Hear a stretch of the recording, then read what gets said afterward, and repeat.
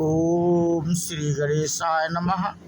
मित्रों, आज इस वीडियो के माध्यम से हम बात करेंगे श्री रामचरितमानस अरण्याकांड से।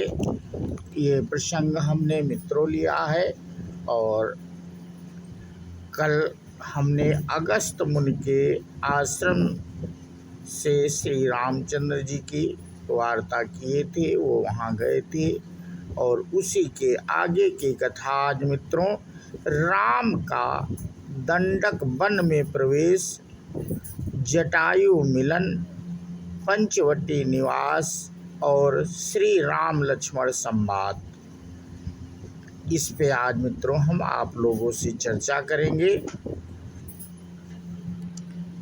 है प्रभु परम मनोहर ठाऊ, पावन पंचवटी तेहि नाऊ। दंडक बन पुनीत प्रभु करहूँ, उग्र साप मुनि बर कर हरहूँ। हे प्रभु, एक परम मनोहर और पवित्र स्थान है, उसका नाम पंचवटी है। हे प्रभु, आप दंडक वन को वहाँ जहाँ पंचवटी है पवित्र कीजिए और श्रेष्ठ मुनि गौतम जी के कठोर शाप को हर लीजिए। हे रघुकुल के स्वामी, ये मित्रों अगस्त मुनि श्री राम जी से कह रहे हैं, हे रघुकुल के स्वामी, आप सब मुनियों पर दया करके वहीं निवास कीजिए। मुनि की आज्ञा पाकर श्री रामचंद्र जी वहाँ से चल दिए और शीघ्र ही पंचवटी के निकट पहुँच गए। गिधराज से भेंट भई, बहुविधि प्रीति बढ़ाई। गोदावरी निकट प्रभु रहे, परन ग्रह छाय।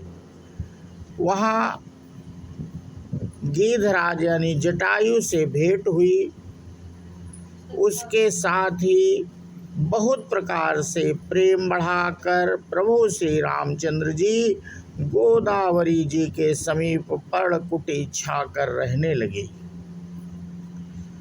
जब से श्री राम जी ने वहाँ निवास किया तब से मुनि सुखी हो गए, उनका डर जाता रहा। पर्वत, वन, नदी और तालाब शोभा से छा गए, वे दिनों दिन अधिक सुहावने मालूम होने लगे। पक्षी और पशुओं के समूह आनंदित रहते हैं और भंवरे मधुर गुंजार करते हुए शोभा पा रहे हैं। जहाँ प्रत्यक्ष श्री राम विराजमान है, उस वन का वर्णन सर्पराज शेष जी भी नहीं कर सकते। एक बार प्रभु श्री राम जी सुख से बैठे हुए थे, उस समय लक्ष्मण जी ने उनसे छल रहित सरल वचन कहे, हे देवता, मनुष्य, मुनि और चराचर के स्वामी, मैं अपने प्रभु की तरह अपना स्वामी समझकर आपसे पूछता हूँ। हे देव, मुझे समझाकर वही कहिए जिससे सब छोड़कर मैं आपकी चरण रज की ही सेवा करूं। ज्ञान, वैराग्य और माया का वर्णन कीजिए और उस भक्ति को कहिए जिसके कारण आप दया करते हैं। ईश्वर जीव भेद प्रभु सकल कहो समुझाय। जाते हो चरण रति, शोक मोह भ्रम जाय। हे प्रभु, ईश्वर और जीव का भेद भी सब समझाकर कहिए, जिससे आपके चरणों में मेरी प्रीति हो और शोक, मोह तथा भ्रम नष्ट हो जाए। श्री राम जी ने कहा, हे तात, मैं थोड़े ही में सब समझाकर कह देता हूँ। तुम मन और चित्त और बुद्धि लगाकर सुनो। मैं और मेरा, तू और तेरा, यही माया है। जिसने समस्त जीवों को बस में कर रखा है।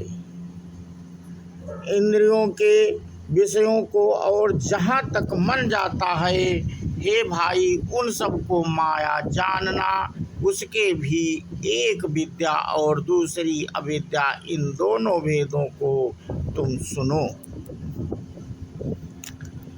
एक अविद्या दुष्ट, दोष युक्त है और अत्यंत दुख रूप है, जिसके बस होकर जीव संसार रूपी कुएं में पड़ा हुआ है। और एक विद्या जिसके बस में गुण है और जो जगत की रचना करती है, वह प्रभु से ही प्रेरित होती है।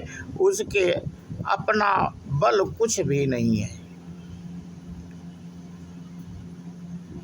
ज्ञान वह है जहाँ जिसमें मान आदि एक भी दोष नहीं है, और जो सबसे समान रूप से ब्रह्मा को देखता है।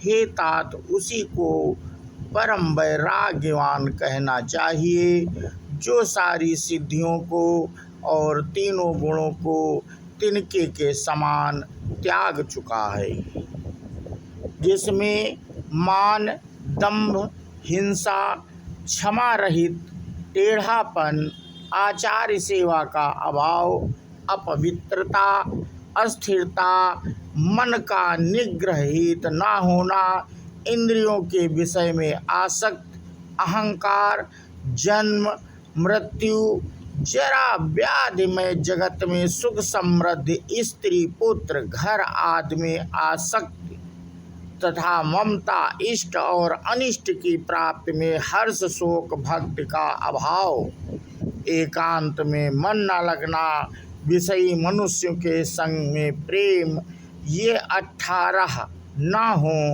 और नित्य अध्यात्म आत्मा में स्थित तथा तत्व ज्ञान के अर्थ तत्व ज्ञान के द्वारा जानने योग्य परमात्मा का नित्य दर्शन हो, वही ज्ञान कहलाता है। देखिए गीता के अध्याय 13/7 से 11 में, माया ईस न आप कहूँ, जान कही सो जीव, बंध मोक्ष प्रद सर्व पर, माया प्रेरक शिव। जो माया को, ईश्वर को और अपने स्वरूप को नहीं जानता, उसे जीव कहना चाहिए।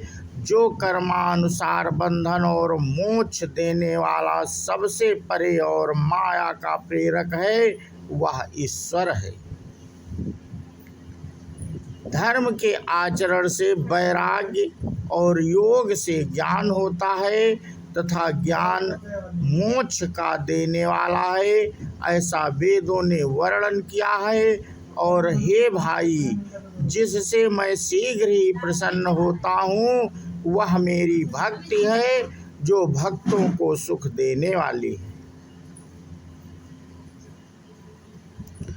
वह भक्ति स्वतंत्र है, उसको ज्ञान विज्ञान आदि किसी दूसरे साधन का सहारा अपेक्षा नहीं है।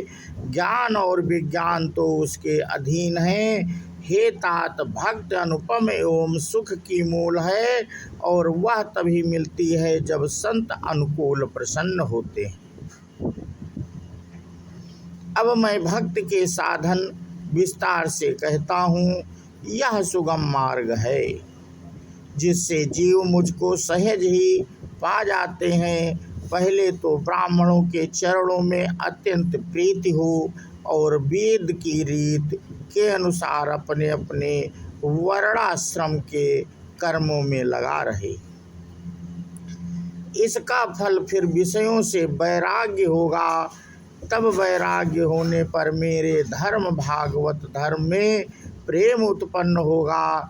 तब श्रवण आदि 9 प्रकार की भक्तियाँ दृढ़ होंगी, और मन में मेरी लीलाओं के प्रति अत्यंत प्रेम होगा। जिसका संतों के चरण कमलों में अत्यंत प्रेम हो, मन वचन और कर्म से भजन का दृढ़ नियम हो, और जो मुझको ही गुरु पिता माता भाई पति और देवता सब कुछ जाने और सेवा में दृढ़ हो। मेरा गुण गाते समय जिसका शरीर पुलकित हो जाए, वाणी गदगद हो जाए और नेत्रों में प्रेम आंसुओं का जल बहने लगे, और काम मद और दम्भ आदि जिसमें ना हो, हे भाई मैं सदा उसके बस में रहता हूँ। वचन कर्म मन मोर गति, भजनु करहि निस काम। तिनके हृदय कमल महु, करहूँ सदा विश्राम। जिनको कर्म वचन और मन से मेरी ही गति है, और जो निष्काम भाव से मेरा भजन करते हैं, उनके हृदय कमल में मैं सदा विश्राम करता हूँ। इस भक्ति योग को सुनकर लक्ष्मण जी ने अत्यंत सुख पाया, और उन्होंने प्रभु श्री राम जी के चरणों में सिर नवाया। इस प्रकार वैराग्य ज्ञान गुण और नीति कहते हुए कुछ दिन बीत गए। तो मित्रों, आज अपना प्रसंग हम यहीं पे समाप्त करते हैं। इसके आगे की कथा हम अपने अगले वीडियो में आप लोगों से साझा करेंगे। बोलो श्यावर रामचंद्र की जय, हनुमान की जय। जय हिंद, जय भारत, वंदे मातरम।